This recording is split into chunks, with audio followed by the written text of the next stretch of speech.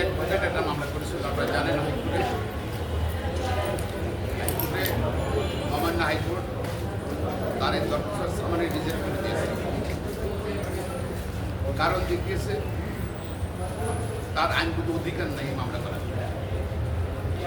আর এটা জনস্বার্থ যদি মামলাগুলো করা উচিত, এটা হল ট্রাইব্যুনালের ম্যাটার, ব্যক্তিদের সঙ্গে কন্ডিশন ছিল। তার এখানে ইলেকশন ট্রাইব্যুনাল আছে, আপলেট ট্রাইব্যুনাল আছে। তো এটা তো জনস্বার্থ কিছু নেই। খারিজ করে দিয়েছিল তারা, কারণ এগেনস্টে আপিল করেছিল। আজকে শুরু হয়েছে সুপ্রিম কোর্ট আপিল। এখানে মানে প্রধান বিচারপতি আপনি ছিলেন, ওই আইনজীবীর পক্ষে মামলা শুনে এক পর্যায়ে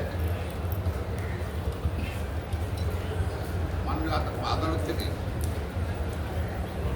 মানে প্রধান বিচারপতি প্রস্তুত করলো যে ইলেকশন কমিশনের রোলটা। তো সেই সময় তারা স্পষ্ট কিছু বলে নাই। তখন আমি বললাম লেটার ইস্যু বা ইলেকশন কমিশন, সেই চিঠিটা আমাকে বললো পড়ার জন্য পরিষদের। সেখানে শুনলাম পরবর্তী পর্যায়ে আগামীকাল এটি একজন রাখছে, সোহেলি মুক্তবি রাখছে। কালকে প্রধান নির্বাচন কমিশনের পক্ষ থেকে তাদের অ্যাপিল করতে বলবে, তাদের বক্তব্যটা বিশ্রাম করার জন্য। আর তার বক্তব্য ছিল ইলেকশন কমিশনের, সেটা দিয়েছে স্থানীয় সরকার মন্ত্রণালয়ের চিঠি দিয়েছে তারা on the query of the election commission. স্থানীয় সরকার মন্ত্রণালয় থেকে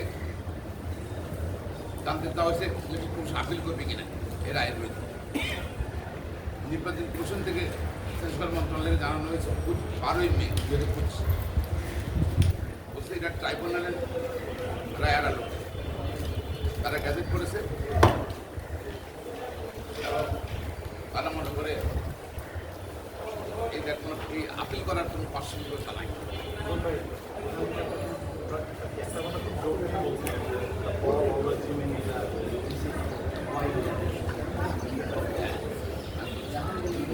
আপিল করার কোনো প্রয়োজন নেই, কার্যক্রম নেই।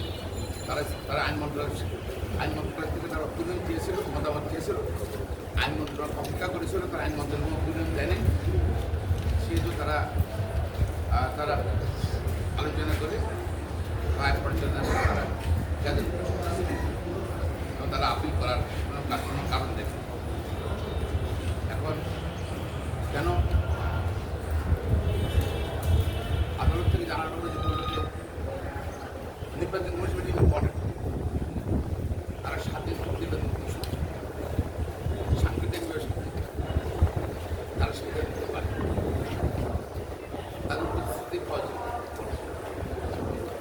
সেজন্য আগামীকাল একজন করেছে, আগামীকাল মাননীয় আদালত সুপ্রিম কোর্ট আপিল কমিশন শুনবে এবং নির্বাচন পর্যন্ত বক্তব্য আমাদের দেখাচ্ছে আপনাদের নিয়ে আসছে আর তাদের কালকে আসছে।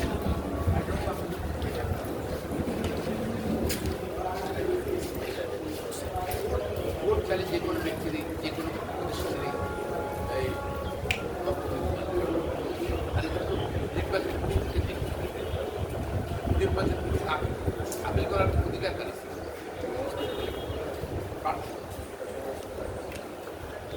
প্রতিনিধি প্রার্থী। আমরা যেটা হাইকোর্টে বলেছি, আমাদের কোনো শুরু হয়নি। হাইকোর্টে বলেছে এটা তাপর সাহেব, সেই ক্ষতিগ্রস্ত হয়েছে। আপিল তার কোনো অধিকার আছে। নির্বাচন কমিশনের কিন্তু কোনো রেওয়াজ নেই। তাদের একদম গর্ব করতে বলেছেন, কমিশনে বলেছেন যে আপিল করেন না। নির্বাচন ট্রাইব্যুনাল মামলাগুলো তারা আপিল করেন না। আদালত অনুযায়ী তারা কিন্তু এখন তাদের নির্বাচন কমিশন তো সুন্দর চিন্তা করে সিদ্ধান্ত আর তাপর সাহেব কিন্তু আসেন নাই। আমরা হাইকোর্টে বলেছি আসলে তাপর সাহেব আসেন নাই, যারা মামলা করেছে ওরা তাপস সাহেবের সন্তান আসছে। তাপস সাহেব যে আদালতের বক্তব্য রাখতে সেই বক্তব্য তারা রাখছে। কিন্তু হাইকোর্টে মামলা রিজেক্ট করে দিয়েছে, সুপ্রিম কোর্টে একই কথা একই বক্তব্য রাখছে। আর যেহেতু ট্রাইব্যুনাল মামলা কমিশন আপিল করে না, আপিল করে না, আপিল করার সুযোগ নেই। কন্ট্রাক্ট তো ডিপার্টমেন্ট অক্ষত আসে আর নজিরও নেই। আপনার এখানে হলো নির্বাচন কেউ ডিসপুট অ্যারেঞ্জ করলে ট্রাইব্যুনালে যেতে হবে, এদের পক্ষে নিবেদন এবং ট্রাইব্যুনাল রায়ের এগেনস্টে আপিলের ট্রাইব্যুনালে যেতে হবে। আপিল কেউ করেন না, তাপস সাহেব করেন না।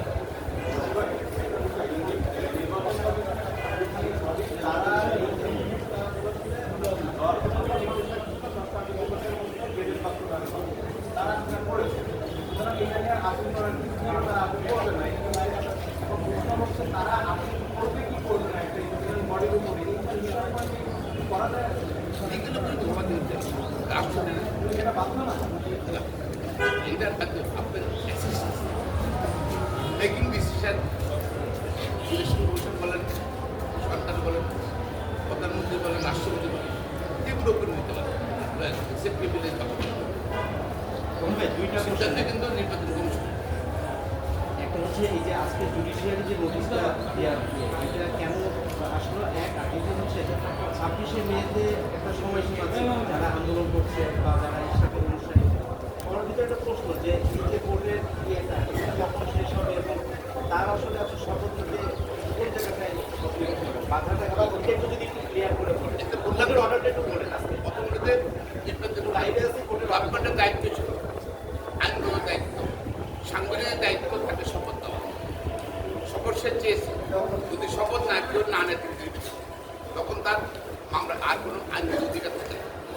কিন্তু ইশাক সাহেব তিনি শপথ দেওয়ার জন্য চিঠি লিখেছে, লিখিত রিসিভ আছে, আপনারা জানেন, লিগেল লিমিট দিয়েছে আমরা।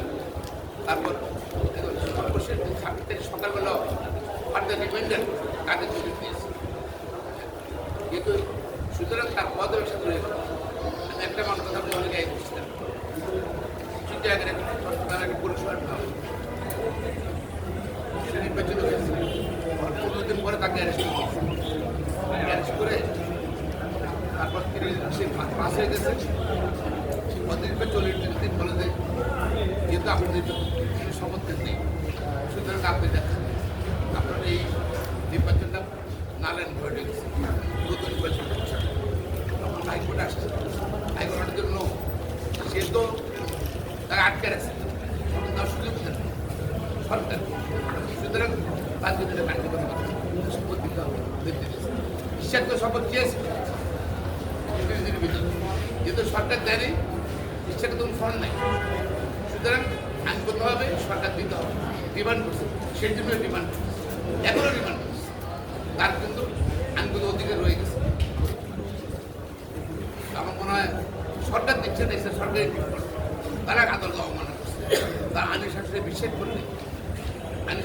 করলে, তারা কিন্তু এটা করছে। আর বলছে যে আর চট্টগ্রাম অলরেডি দিয়ে দিচ্ছে না, একই সরকার এই দ্বন্দ্ব সরকারের সময় চট্টগ্রামে সেখানে ডক্টর সাধারণ আমরা শপথ দিয়েছি।